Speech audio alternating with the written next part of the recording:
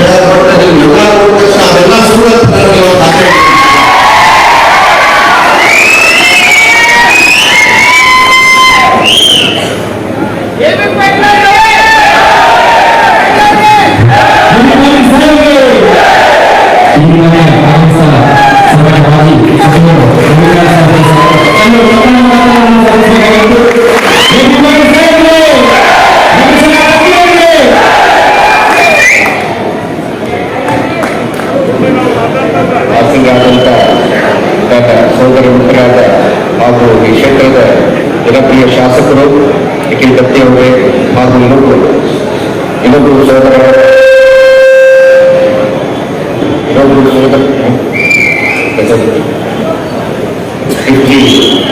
ಕತ್ತಿ ಅವರೇ, ವೇದಿಕೆ ಮೇಲೆ ಆಸೀನರಾದಂಥ ನನ್ನ ಇನ್ನೊಂದು ಮಕ್ಕಳಾದ ಅಜಿತ್ ಮುನ್ನೋಳಿ ಅವರೇ, ಬಸವರಾಜ್ ಹುಂಡ್ರೆ ಅವರೇ, ಕಲ್ಗೌಡ್ ಪಾಟೀಲ್ ಟಿಪ್ಪೂರಿ ಅವರೇ, ಬಸು ಪಾಟೀಲ್ ಅವರೇ, ಬಹುಶಃ ಯಾವ ಕಾರ್ಯಕ್ರಮ ಬಂದರೂ ಇಲ್ಲಿ ನನ್ನ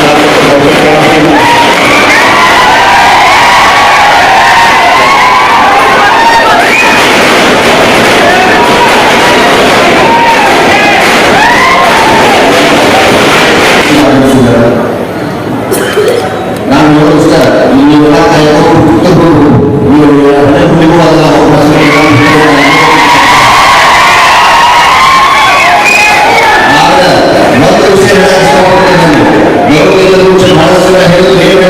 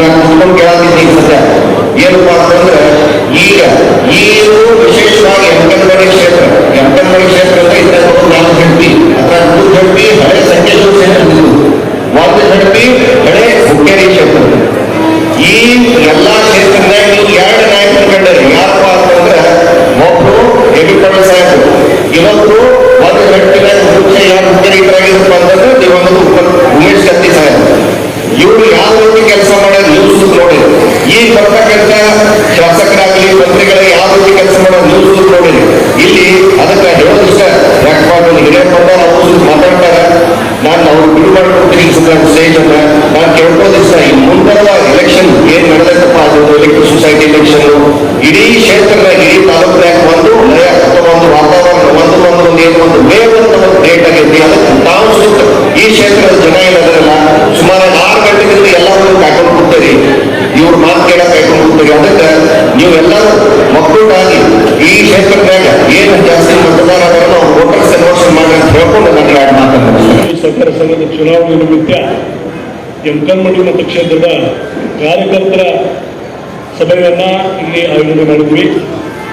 ವೇದಿಕೆಯವರ ನಮ್ಮಣ್ಣನಾದ ವಿಕಲನ ಕತ್ತಿಯವರೇ, ನಮ್ಮ ಮತ್ತೊಬ್ಬನಾದ ವಿವೇಕ್ ಪಾಟೀಲ್ ಅವರೇ ಹಾಗೂ ಇನ್ನಿತರ ಎಲ್ಲ ಮುಖಂಡರೇ, ಕಾರ್ಯಕರ್ತರೇ, ರೈತರೇ ಹಾಗೂ ಮತದಾರರೇ, ಈ ಬಸವಣ್ಣ ನಿಮಗೆಲ್ಲ ಸವಿಸ್ತಾರವಾಗಿ 8 ಮಂದಿ ನಿಲ್ತಾರು, ಅವ್ರ ಚಿಹ್ನೆ ಯಾವ್ಯಾವುದವು ಏನೋಂಥ ಎಲ್ಲ ವಿಷಯಗಳನ್ನ ಒಳ್ಳೆ ಮಾತಾಡಿದ್ರು. ನನಗೆ ಭಾಳ ಟೈಮ್ ತಗೊಳ್ಳೋಂಗಿಲ್ಲ. ನಾನು ಈ ಸಂದರ್ಭದಲ್ಲಿ ವಿಷಯ ಹೇಳಕ್ ಬರ್ತೀನಿ. ಇವತ್ತು ನನ್ನ ರಮೇಶ್ ಕತ್ತಿಯವರು 30 ವರ್ಷ ಹಿಂದೆ ಏನಾದರೂ DCC ಬ್ಯಾಂಕನ್ನ ಅವ್ರ ಬಡ ಹಬ್ಬದಲ್ಲಿದ್ರೆ ಇವತ್ತು ಯಾವ DCC ಬ್ಯಾಂಕ್ ಯಾವ ಒಂದು ಹಂತಕ್ಕೆ ಇಲ್ಲ ಆ DCC ಬ್ಯಾಂಕ್ ನೋಡ್ತಿದ್ರು. ರಮೇಶ್ ಕತ್ತಿಯವರು DCC ಬ್ಯಾಂಕ್ ಹಾಕೊಂಡಾಗ ಅವಾಗ 6 ಕೋಟಿ ರೂಪಾಯಿ ನುಕ್ಸಾನ ಹೋಗಿತ್ತು. ಅದ್ರ ದುಡಿಯೋ ಬಂಡವಾಳ 200 ಕೋಟಿ ರೂಪಾಯಿ. ಬಟ್ ಇವತ್ತ ಅದ್ರ ದುಡಿಯೋ ಬಂಡವಾಳ 8,000 ಕೋಟಿ ರೂಪಾಯಿ ಆಗೈತಿ. ಹಾಗೂ ಅದರ ಒಂದು ಲಾಭ ಸುಮಾರು 30-40 ಕೋಟಿ ರೂಪಾಯಿ ಆಗೈತಿ. ಇದು ಯಾಕೆ ಹೇಳೋದಪ್ಪ ಅಂದ್ರೆ ಮೊನ್ನೆ ಒಬ್ಬರು ಭಾಷಣಗಳು ಹೇಳ್ತಾರೆ, ಇನ್ನು ಮುಂದೆ ನಾವು ರಮೇಶ್ ಕತ್ತಿ ಅವ್ರನ್ನ ಅಧ್ಯಕ್ಷ ಮಾಡಕ್ಕೆ ಬಿಡಂಗಿಲ್ಲ. ನಾವು ಒಂದು ಈ ವೇದಿಕೆ ಮುಖಾಂತರ ಒಂದು ಮಾತು ಹೇಳಕ್ ಬಯಸ್ತೇನೆ. ನೀವು ಯಾವಾಗ ಕೈ ಹಿಡ್ಕೊಂಡ ಸರ್ಕಾರಿ ಕ್ಷೇತ್ರ ಬಂದಿದ್ರಿ, ಅವಾಗ ರಮೇಶ್ ಕತ್ತಿ ಅವರು ಸರ್ಕಾರಿ ಕ್ಷೇತ್ರದ ಪ್ರಿನ್ಸಿಪಲ್ ಆಗಿದ್ರು. ನೀವು ರಮೇಶ್ ಕತ್ತಿ ಅವರ ಬಗ್ಗೆ ಸುಂದರವಾಗಿ ನೀವು ಯಾರು ಮಾತಾಡಬಾರ್ದು.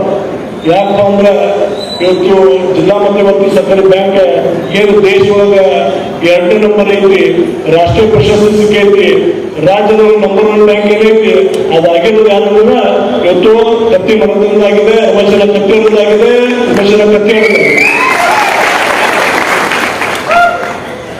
ಹಾಗೇನೆ ಈ ವಿದ್ಯುತ್ ಸಹಕಾರಿ ಸಂಘ ನಮ್ಗೆಲ್ಲ ಅಷ್ಟು ಹಿರಿಯರಿದ್ರಿ, ನಮ್ಗಿಂತ ಚೆನ್ನಾಗಿ ನಿಮ್ಗೆ ಗೊತ್ತಿದೆ. ಸುಮಾರು 30 ವರ್ಷಗಳ ಹಿಂದೆ ಮೊನ್ನೆ ವಿ ಪಾಟೀಲ್ ಸಾಹೇಬರು, ಮೊನ್ನೆ ದಿವಂಗತ ಉಮೇಶ್ ಕತ್ತಿಯವರು ಇಬ್ರು ಕೂಡ ಒಂದೇ ಪಕ್ಷ ಹೋಗಿದ್ರು. ಇದ್ರ ಹೌದು ಇದ್ರಿದ್ರೆ ಅವಾಗ ಮೊನ್ನೆ JH ಪಾಟೀಲ್ ಅಂದಿನ ಮುಖ್ಯಮಂತ್ರಿ ಆಗಿದ್ರು. ಅವಾಗ ಇಬ್ರು ಕೂಡಿ ಹೋಗಿ, ಇಲ್ಲ ನಿಮಗೆ ಒಂದು ಸರ್ಕಾರಿ ಸಂಸ್ಥೆ ಇದೆ, ವಿದ್ಯುತ್ ಸಹಕಾರಿ ಸಂಘ ಇದೆ, ಅದು ಇವತ್ತು ಒಂದು ಸ್ವಲ್ಪ ಪ್ರಾಬ್ಲಮ್ ಆಗೈತಿ, ಅದಕ್ಕೆ ಸರ್ಕಾರದಿಂದ ಸಹಾಯಧನ ಕೊಟ್ಟಿರೋ ಮಾತನ್ನ ಕೇಳಿದಾಗ ಮುಲಾಜಿಲ್ಲದೆ ಇವತ್ತು 30 ಲಕ್ಷ ರೂಪಾಯಿಗಳನ್ನ ಅಂದಿನ ಮುಖ್ಯಮಂತ್ರಿ ಆದ JH ಪಾಟೀಲ್ ಕೊಡ್ತಾರ. ಕೊಟ್ಟಾದ್ಮೇಲೆ ಇವತ್ತು ಅದ 30 ಲಕ್ಷದಿಂದ ಇವತ್ತೇನು ಬೆಳೆದು ಬಂದೈತಿ, ಅದಕ್ಕಾಗಿ ಇವತ್ತು ಬೆಳೆದು ಬಂದೈತಿ. ಅದನ್ನೇ ಬೆಳೆಸ್ತಿಲ್ಲ ಅಂದ್ರೆ ಇವತ್ತೆಲ್ಲ ನಾವಿಲ್ಲಿ ಕೂಡ್ತಿರಲಿಲ್ಲ, ಇವತ್ತು ಹೆಸ್ಕಾಂಪೇಟ್ ಹೋಗಿತ್ತು. ಅದಕ್ಕಾಗಿ ನಾನು ಹೇಳಕ್ ಬಯಸ್ತೇನೆ, ನೀವು ಎಂದ ಸರ್ಕಾರಿ ಮಂಡಳಿಗಳು ನೀವೆಲ್ಲ ಓಡಾಡಕತ್ತಿದ್ರಿ, ಅವಾಗ ಮೊನ್ನೆ ಉಮೇಶ್ ಕತ್ತಿ ಅವರು, ರಮೇಶ್ ಕತ್ತಿ ಅವರು, ವಿ ಪಾಟೀಲ್ ಸಾಹೇಬರು ಆ ಸ್ಕೂಲ್ ಪ್ರಿನ್ಸಿಪಲ್ ಆಗಿದ್ರು ಒಂದು ಮಾತನ್ನ ಈ ಸಂದರ್ಭದಲ್ಲಿ ಹೇಳಕ್ ಬಯಸ್ತೇನೆ. ಹಾಗೇನೆ ಇವತ್ತು ಯಮಕನಮರಡಿ ಮತಕ್ಷೇತ್ರ ಯಾವ ರೀತಿ ದಬ್ಬಾಳಿಕೆ ನಡೆದಿದೆ. ಯಾಕಂದ್ರೆ ನೀವೇನಾದ್ರೂ ಇಲ್ಲಿ ವ್ಯವಸ್ಥೆ ವಿರುದ್ಧ ಏನಾದ್ರು ಮಾತಾಡಿದ್ರೆ ಅವರ ಲೈಟ್ ಏನಾದ್ರು ತಿಳಿಸೋದಾಗ್ಲಿ, ಅವ್ರ ಮೇಲೆ ಕೇಸ್ ಹಾಕ್ಸೋದಾಗ್ಲಿ, ಇಂಥ ಅನೇಕ ಕಾರ್ಯಕ್ರಮಗಳು ಇಲ್ಲಿ ನಡೆದಿವೆ. ಅವನ್ನೆಲ್ಲ ನಾವು ಇನ್ನು ಮುಂದೆ ಸಾಕಪ್ಪ, ಇನ್ನು ಮುಂದಿಂದ ಕಾರ್ಯಕ್ರಮ ನಡಿಬಾರ್ದು ಅಂತ ಏನಾದ್ರು ನಿರ್ಧಾರ ಮಾಡಬೇಕಾದ್ರೆ ಅದು ಈ ಟೈಮ್ ಬಂದಿದೆ. ಬಂಧುಗಳೇ, ನೀವೆಲ್ಲರೂ ಏನು ಮಾನ್ಯ ಎ.ಬಿ. ಪಾಟೀಲ್ ಸಾಹೇಬರು, ರಮೇಶ್ ಕತ್ತಿ ಸಾಹೇಬರು, ಏನ ಅವರು ನಿಖಿಲ ಕತ್ತಿ ಸಾಹೇಬರು ಏನ 15 ಮಂದಿ ಸೂಚಿಸ್ತಾರೋ ಅವರ ಚಿನ್ನಕ್ಕೆ ತಾವು ಮತ ಕೊಟ್ರೆ ಇವತ್ತು ಇದೇ ದಬ್ಬಾಳಿಕೆ ಇದೆ, ಇದೇನು ಗುಂಡಾಗರ್ದಿ ಇದೆ, ಇದೆಲ್ಲ ಈ ಮತಕ್ಷೇತ್ರಗಳು ನಿಲ್ಲುತ್ತೆ ಅನ್ನೋ ಮಾತನ್ನ ಈ ಸಂದರ್ಭದಲ್ಲಿ ಹೇಳಕ್ ಬಯಸ್ತೇನೆ. ನೀವು ಈಗ ಬಸವಂದ್ರ ಅಂದ್ರು ಬೇರೆ ಸಂಜೆ ಟೈಮ್ ಸಿಕ್ಕಿಲ್ಲ ಇಲ್ರಿ. ನಾಳಿನ ಪ್ರತಿಯೊಬ್ಬ ಕಾರ್ಯಕರ್ತ, ಪ್ರತಿಯೊಬ್ಬ ಹಿರಿಯರು, ಪ್ರತಿಯೊಬ್ಬ ನಮ್ಮ ಲೀಡರ್, ಇವತ್ತು ಎಮ್.ಎಲ್.ಎ. ಸಾಹೇಬ್ ಹಿಡ್ಕೊಂಡು ಹೇಳತ್ತನ್ನ, ಮೊನ್ನೆ ರಮೇಶ್ ಕತ್ತವ್ರು ಹಿಡ್ಕೊಂಡು ಹೇಳತ್ತೀನಿ, ಎ.ಬಿ. ಪಾಟೀಲ್ ಸಾಹೇಬ್ ಹಿಡ್ಕೊಂಡು ಹೇಳತ್ತೀನಿ, ವಿನಯ ಹಿಡ್ಕೊಂಡು ಹೇಳತ್ತೀನಿ, ನಾನು ಹಿಡ್ಕೊಂಡು ಹೇಳತ್ತೀನಿ. ನಾವು ಕಣ್ಣಾಗಿ ಎಣ್ಣೆ ಹಾಕಿ ಕುಡಿದ್ರೆ ನಮಗ ಇದರಿಂದ ಮುಕ್ತಿ ಸಿಗತ್ತೆ. ಹಾಗೆ ಇನ್ನು ಬರೀ ಪಟದ್ದು ಸಟ್ಟ ಉಳಿದೈತಿ. ನಾವು ಕಣ್ಣಾಗಿ ಎಣ್ಣೆ ಹಾಕೊಂಡು ನಮಗೆ ಇನ್ನು 50 ವರ್ಷ ನಮ್ಮ ಗಂಟೆಗೆ ಯಾವ ಬರ ಏನನ್ನು ಮಾತಾಡೋ ಈ ಸಂದರ್ಭ ಹೇಳಕ್ ಬಯಸ್ತೇನೆ. ಸೊ ಅದಕ್ಕೆ ದಯವಿಟ್ಟು ನಾವು ಮುಂಜಾನೆ 2 ತಾಸ, ಸಂಜೆಗೆ 6ರಿಂದ 10 ಮಟ್ಟ ನಾವು ಎಲ್ಲಾ ಕಾರ್ಯಕರ್ತರಿಗೆ, ಎಲ್ಲಾ ಮತದಾರರಿಗೆ ತಿಳಿಸಿ ಇವತ್ತು ರಮೇಶ್ ಕತ್ತಿ, ಎ.ಬಿ. ಪಾಟೀಲ್ ಸಾಹೇಬರ, ನಿಖಿಲ ಕತ್ತಿ ಅವರು ಎದಕ್ ಬೇಕು, ನಮ್ಮ ಸರ್ಕಾರದಿಂದ ಉಳಿಬೇಕು, ಬೆಳಿಬೇಕು. ಯಾಕಂದ್ರೆ ಹುಕ್ಕೇರಿ ಮತಕ್ಷೇತ್ರದೊಳಗೆ ಇಡೀ ಬೆಳಗಾವಿ ಜಿಲ್ಲಾ ಆಗಲಿ, ಇಡೀ ಉತ್ತರ ಕರ್ನಾಟಕದಾಗಿತ್ತು, ಕರ್ನಾಟಕದೊಳಗೆ ಬೆಳಗಾವಿ ಜಿಲ್ಲಾ ಒಳಗೆ ಹುಕ್ಕೇರಿ ತಾಲೂಕಿನ ಸಣ್ಣ ಸಂಸ್ಥೆಗಳು ಎಲ್ಲೂ ಇಲ್ಲ. ಯಾಕಂದ್ರೆ ವಿಭಿನ್ನವಾದ ಸಂಘ ಸಂಸ್ಥೆ, ಒಂದು ಶುಗರ್ ಫ್ಯಾಕ್ಟರಿ ಆಗಿರ್ಲಿ, ಸರ್ಕಾರದಿಂದ ವಿದ್ಯುತ್ ಸಹಕಾರ ಸಂಘ ಆಗಿರ್ಲಿ, ಅನೇಕ 100 ವರ್ಷದಿರುವಂತ ಸಂಘಗಳು ಇವತ್ತು ನಮ್ಮ ತಾಲೂಕೊಳಗದ. ಅವೆಲ್ಲ ಯಾರ ಅಂಡರ್ ಅಂದ್ರೆ ಎಲ್ಲ ಕತ್ತಿ ಸಾಹೇಬರ ಅಂಡರ್ ಒಳಗದು, ಎ.ಬಿ. ಪಾಟೀಲ್ ಸಾಹೇಬ್ ಅಂಡರ್ ಒಳಗದು.